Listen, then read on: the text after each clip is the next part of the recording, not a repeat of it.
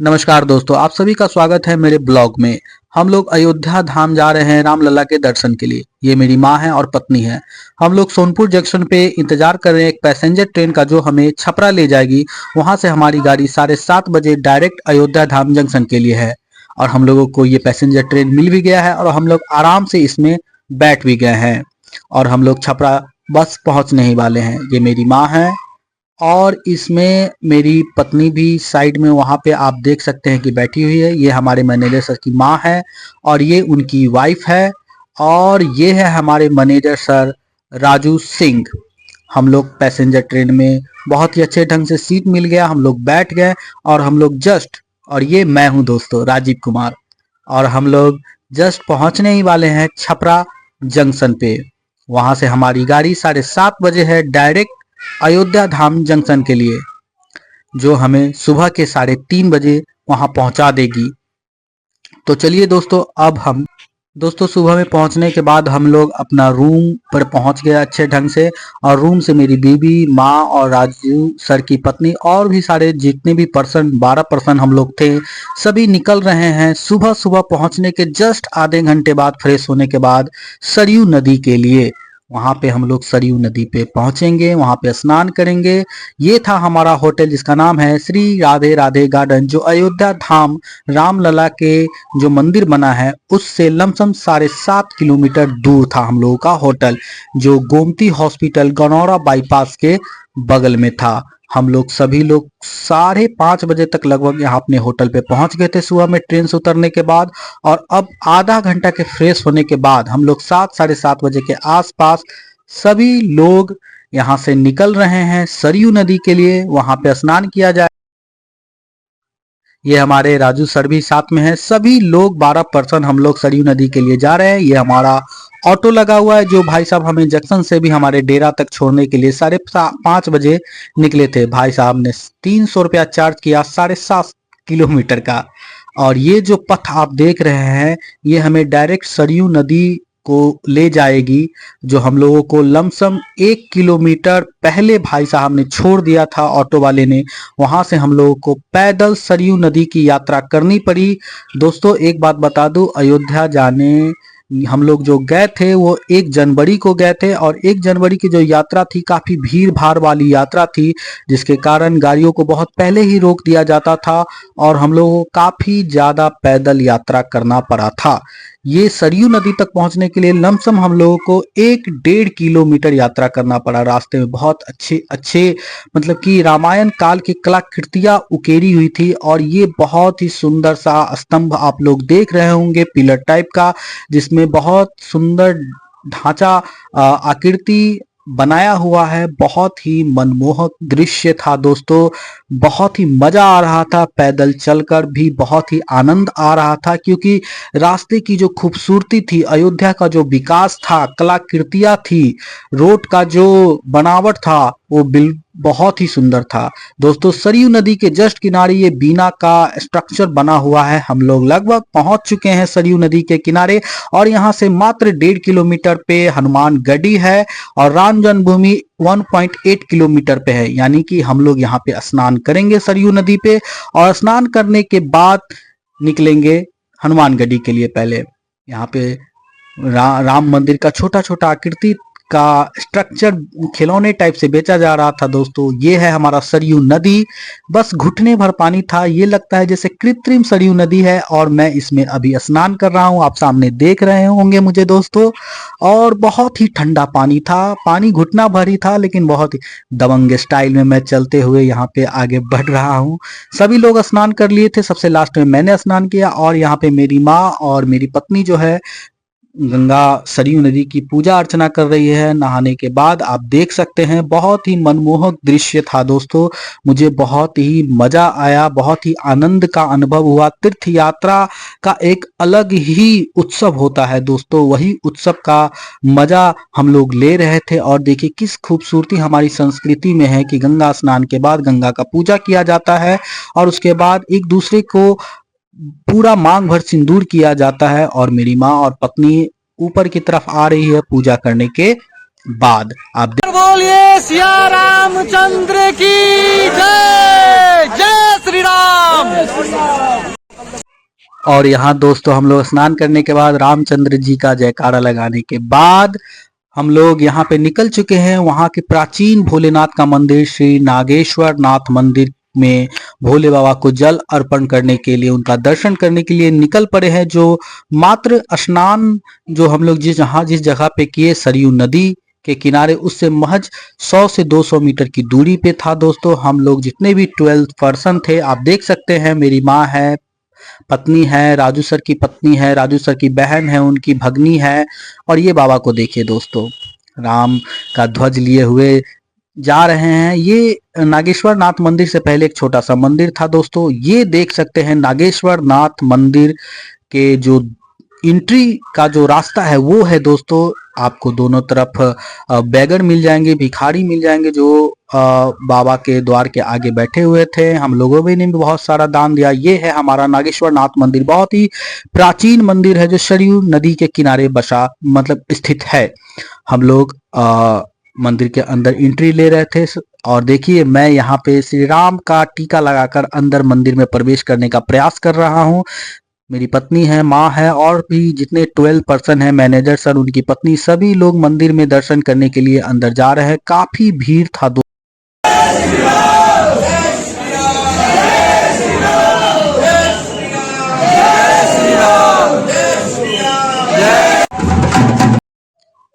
बहुत ही मजा आ रहा था दोस्तों। आपने श्री राम और भोलेनाथ का जयकारा सुना दोस्तों।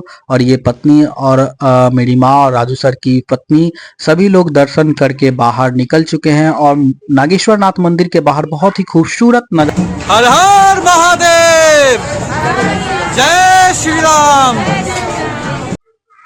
और हम लोग नारा लगाते हुए बाहर निकल गए पूजा पाठ करने के बाद, और बहुत ही मन गदगद था दोस्तों। फिर नागेश्वर नाथ मंदिर में पूजा करने के बाद हम लोग निकल चुके थे हनुमान गढ़ी के लिए, क्योंकि दोस्तों सबसे पहले रामलला का दर्शन करने के लिए सरयू नदी में स्नान करना पड़ता है। वहीं पे नागेश्वर नाथ बाबा का मंदिर है, वहां पे पूजा करने के बाद उसके बाद हम लोगों को हनुमान गढ़ी जाना है। हनुमान गढ़ी में पूजा करने के बाद रामलला का दर्शन, जो भव्य मंदिर बना है, वहां पे दर्शन किया जाता है। तो दोस्तों ये जो आप देख रहे हैं ये राम पथ है, इसको राम पथ कहा जाता है। आप देख सकते हैं इसके विकास को, योगी जी के मॉडल को यहाँ पे आप देख सकते हैं दोस्तों। और यहाँ पे लगभग सरयू नदी से लमसम 1.5 किलोमीटर पड़ता है श्री राम जन्म पथ, जिसको नाम दिया गया है। और देख सकते हैं दोस्तों हम लोग श्री हनुमान गढ़ी पहुंच चुके हैं। काफी ज्यादा भीड़ थी दोस्तों, बहुत बहुत बहुत भीड़ थी। लमसम 2-2.5 किलोमीटर लंबा लाइन लगा हुआ था। छुट्टी का दिन था, सभी लोग अब छुट्टी के दिन में, 1 जनवरी के दिन में पिकनिक मनाना पसंद नहीं करते हैं, भगवान का दर्शन करना पसंद करते हैं। देख सकते हैं दोस्तों कितना ज्यादा भीड़ है। हम लोग प्रसाद लेकर लाइन में लग गए, लेकिन सबसे अच्छी बात थी कि भीड़ बहुत था लेकिन लाइन बहुत ही स्मूथली आगे बढ़ रही थी। ये बहुत ही अच्छा हमें लगा। ज्यादा टाइम तो नहीं, 1-1.5 घंटा हमें अपने वहां लक्ष्य तक यानी हनुमान गढ़ी मंदिर के पास तक पहुंचने में लग गया दोस्तों। देख सकते हैं कितना ज्यादा भीड़ है दोस्तों, 6-6 7-7 कतार लाइनें लगी हुई थी।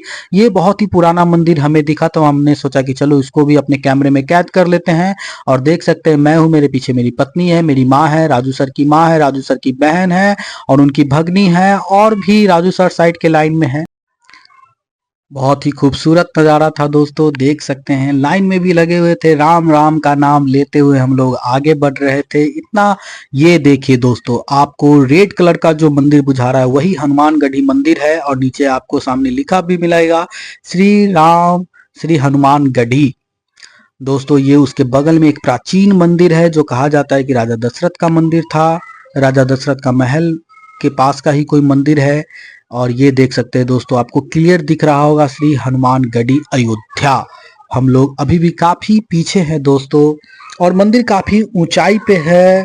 हम लोगों को वहां पे पहुंचने के बाद भी सीढ़ियां चढ़कर काफी ऊपर जाना पड़ा दोस्तों, लेकिन बहुत ही सुंदर दृश्य था। अयोध्या का विकास झलकता है। प्रशासन इतना टाइट था दोस्तों कि कोई भी अप्राकृतिक तत्व यहाँ पे चू नहीं बोल सकता था दोस्तों। देख सकते हैं सर मंदिर की सीढ़ियों पे कितना भीड़ आपको नजर आ रहा होगा। लमसम काफी ऊंचा है, 20-30 फीट ऊंचा मंदिर है, देख सकते हैं।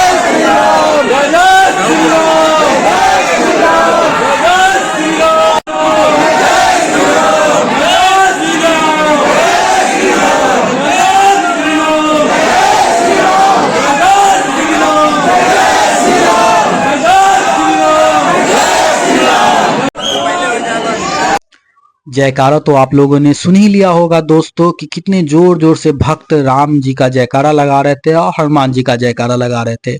और लगभग काफी सीढ़ियां चढ़ने के बाद हम लोग अंततः हनुमान गढ़ी मंदिर के पास, उनके पास, हनुमान जी के पास, उनके मंदिर के पास दर्शन के लिए पहुंच ही गए दोस्तों। और काफी अच्छी व्यवस्था, देखिए दोस्तों यहाँ पे प्रसाद इसी तरह से यहाँ पे वितरित किया जा रहा था क्योंकि काफी भीड़ थी। आप दर्शन कर सकते हैं यहाँ पे, मेरे कैमरे में हनुमान गढ़ी मंदिर का दृश्य कैद हो गया दोस्तों। फिर हम लोग वहां से दर्शन करके बाहर निकल जाते हैं और ये हनुमान जी का जो तिलक होता है उसका एक पिक्चर बनाया गया था। घर कहाँ है आपका? अयोध्या धाम। अरे उसको छोड़ो। दोस्तों हम लोगों को, आपने अभी जिन बाबा को सुना वो रास्ते में हम लोगों को मिल गया और बोले कि बच्चा मैं 50 रुपया लूंगा और तुमको सारी जगह को अच्छे से दर्शन कराकर उनके बारे में अच्छे डिटेल से तुमको बताऊंगा। और इस तरह से बाबा हम लोगों को टूरिज्म की तरह गाइड कर कर घुमाने लगे दोस्तों। और यहाँ पे सीता रसोई के पास हम लोगों को ले आए और इस महत्वपूर्ण स्थान के बारे में काफी डिटेल में हम लोगों को बताया। आपको भी मैं वो सुनाऊंगा कि बाबा ने हम लोगों को इसके बारे में, इस जगह के सीता रसोई के महत्व के बारे में बताया। 100 बरस पहले जब बाबर बाबरी मस्जिद बनाने लगा तो मेन मूर्ति को सरजू नदी में फेंक दिया था। वो मूर्ति संतों को मिली थी स्नान करते वक्त। चांदी के राम, सोने की सीता, संतों ने लाकर यहीं रख दिया है। उन्हीं मूर्तियों को यहीं पे भोग लगेगा। रामलला जब आप लोग जाओगे तो वहाँ पेन, मोबाइल, लड्डू, पेड़े, झोले सब लाकर में, या जहाँ ठहरो वहाँ रखाओ या लाकर में जमा कर दो। वहाँ कोई चीज चढ़ेगा नहीं। भगवान का भोग यहीं लगेगा और लिखा पढ़ी के द्वारा लगेगा। और जो शिलान्यास हुआ था वो भी यहीं हुआ था। जो भूखा मरता है वो दान नहीं करता है, और जिनको राम ने बनाया है वो लोग शिलादान जो देते हैं वो सोने का मंदिर बनाने का फल मिलता है। ये शरीर प्राण छूट जाता है, लेकिन पत्थर में जो दान देते हैं वो चरणों में हाजिरी छीनी हथौड़ी से तलाश के लगा दिया जाता है, रसीद मिलती है। और जब कभी वो लोग अयोध्या आते हैं तो पत्थर लगा मिलता है। देख, वास्तव में बाबा हम लोगों को ये बता रहे थे कि यहाँ की विशेषता के बारे में, साथ साथ ये भी बताया कि आप शिला दान कर सकते हैं। उस पे अपने माता पिता, अपना नाम और मोबाइल नंबर गुदवा कर कुछ दान दक्षिणा देकर उसको मंदिर की दीवारों में सदा सदा के लिए अवस्थित करवा सकते हैं। जब भी कोई आएगा देखेगा तो आपके नाम को जरूर पढ़ेगा। फिर सीता रसोई की व्यवस्था, विशेषता बता रहे थे कि उसमें आप कुछ दान देकर आप उसको जगह कर सकते हैं। और सीता का चरण पादुका है, उस समय का कुछ नहीं। जैसा कि दोस्तों आपने देखा राम और सीता का चरण पादुका, और वो शिलापात जो आपने देखा था उसी तरह का शिलापात आप मंदिर की में लगवा सकते हैं। और यहाँ ये जो आमा राम मंदिर देख रहे हैं दोस्तों, इसी में सीता रसोई का जितना भी भोजन का व्यवस्था किया गया था वो इसी में सब भोजन कर रहे थे। हम लोग भी अपनी बारी का इंतजार करने के बाद दोस्तों इस भोजन के लिए बैठ गए दोस्तों। और इतनी खूबसूरत व्यवस्था थी दोस्तों, इतना अच्छा खाना था जिसका कोई जवाब नहीं है दोस्तों। बहुत ही सुंदर खाना था दोस्तों, इतनी अच्छी व्यवस्था मैं पहली बार देख रहा था दोस्तों। ये धनुष का जो दृश्य देखा आपने, ये भी काफी अलौकिक था। और ये देखिए दोस्तों, हम लोग राम मंदिर के लला के दर्शन के लिए उनके प्रांगण में एंट्री कर चुके हैं दोस्तों। और ये अगरबत्ती आपने देखा बहुत ही बड़ा, और देखिए दोस्तों कितना बड़ा लाइन लगा हुआ है यहाँ पे। अभी हम लोग रामलला का जो मंदिर का जो गेट है उसके बाहर ही है। ये देखिए दोस्तों, अंडर कंस्ट्रक्शन ये सब मंदिर है दोस्तों।